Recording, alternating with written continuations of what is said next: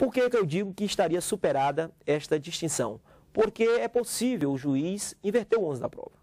A possibilidade dada ao magistrado de inverter o ônus da prova põe por terra essa distinção. Quer dizer, se a qualquer instante é possível o paciente chegar e afirmar, bem, para quem é menos custoso provar? Para mim, que não tenho os prontuários, ou para ele, que tem o dever de guardar esses prontuários?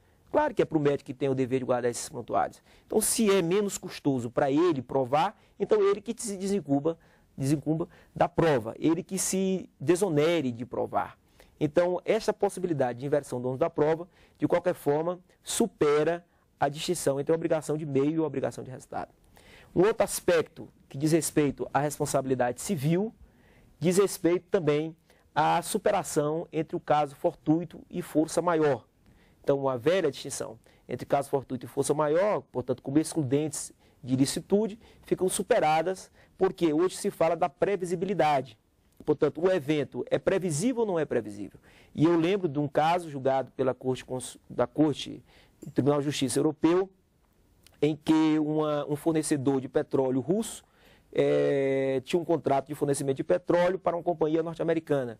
E, num dado instante, parou, não forneceu o petróleo da que estava obrigado pelo contrato, porque alegou que o Mar do Norte congelou.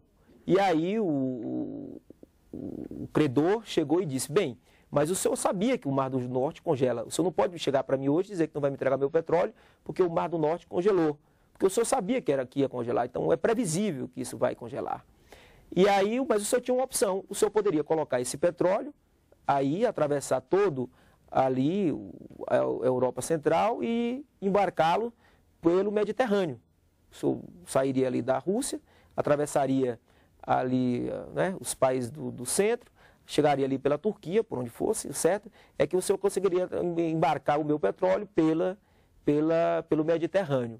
E aí o devedor chega e diz, não, mas o custo-benefício, apesar de previsível que o Mar do Norte ia congelar, mas eu ter que embarcar este petróleo em trem e depois embarcar no navio e o percurso a percorrer torna excessivamente oneroso para mim. Então, neste caso, o Tribunal de Justiça Europeu entendeu por uma excludente de ilicitude. E eu falo também da superação do caso fortuito da força maior, no caso de responsabilidade civil, porque a jurisprudência brasileira tem evoluído no sentido de falar de um caso fortuito interno e caso fortuito externo, em sede de responsabilidade civil objetiva, que seria o motivo para uma outra conversa.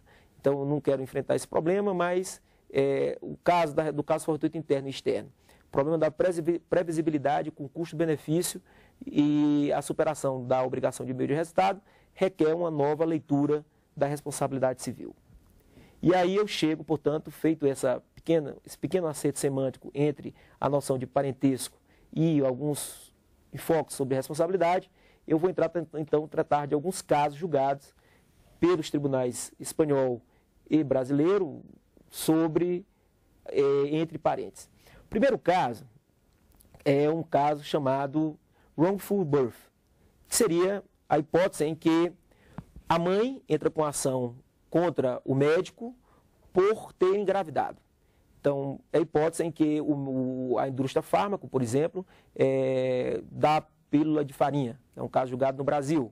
O lead case, tudo começa no estado de New Jersey, no ano de 1967, em que uma mãe engravidou, estava com rubéola, ela engravidou e porque os exames, os laudos médicos não atestaram a rubéola desta mãe. Então ela entra com ação contra o médico, dizendo, olha, o senhor não foi diligente, quando o senhor me avisou do laudo médico, o senhor não pediu um segundo laudo, e quando o senhor veio me afirmar que eu estava com rubéola, já tinha passado o tempo de eu decidir em não ter o filho. Que no estado de Nova Jersey é possível a mãe decidir, num certo período ali, em abortar. Portanto, nos casos em que o aborto é permitido, então teria tirado a chance da mãe em não engravidar, ou mesmo estando grávida, de abortar. Então, seria um caso julgado nos Estados Unidos, no ano de 1967, e que no Brasil nós temos o caso da pílula de farinha. Nós temos o caso da pílula de farinha e temos um caso também interessante. O caso interessante no Brasil foi que uma mãe engravidou porque usava um método contraceptivo e adquiriu uma cartela com apenas 20 comprimidos. E daí ela engravidou. E ela chega e diz, olha, mas o senhor me forneceu aqui um produto defeituoso, porque as cartelas que o senhor me vendeu de anticoncepcional só tinham 20 comprimidos, quando na verdade deveriam ter 20 comprimidos. Aí a indústria se defende e diz, não, mas a senhora também sabia que essa cartela, o senhor tinha que tomar um outro comprimido, o senhor também via. E mais, o que é importante nessa decisão é que a indústria chega e diz assim, olha, mas a senhora sabe, a senhora que é mulher sabe, que nenhum método contraceptivo é 100% seguro. Mas aí a ministra no STJ chega e diz, não, mas ao que me consta, a indústria fármaco, quando faz propaganda dos seus contraceptivos, não chega e diz para as usuárias, não compre este medicamento porque não é 100% seguro.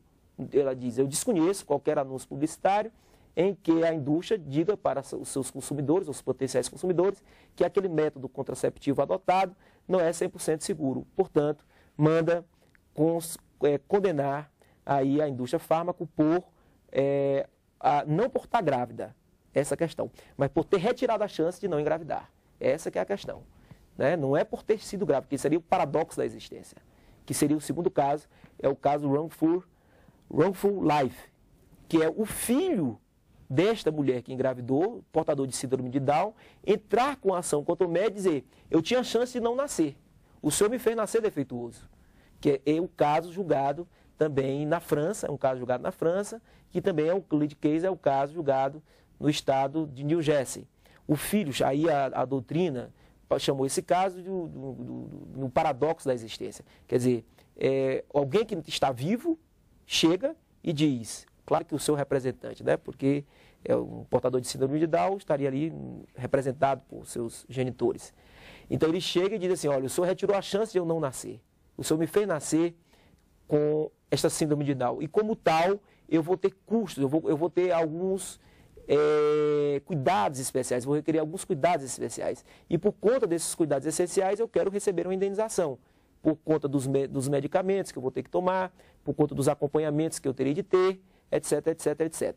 Eu desconheço do Brasil o caso julgado do caso de wrongful life, e sim do wrongful birth, que é por conta da responsabilidade civil, pela perda da chance, pelo direito de não engravidar.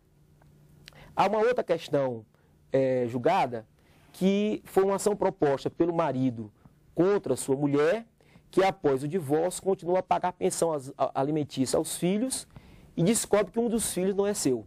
Então, veja bem, o sujeito é casado com a mulher, jura de pé junto que os filhos são dele, separa-se, fica pagando pensão. Paga pensão, paga pensão, paga pensão, paga pensão.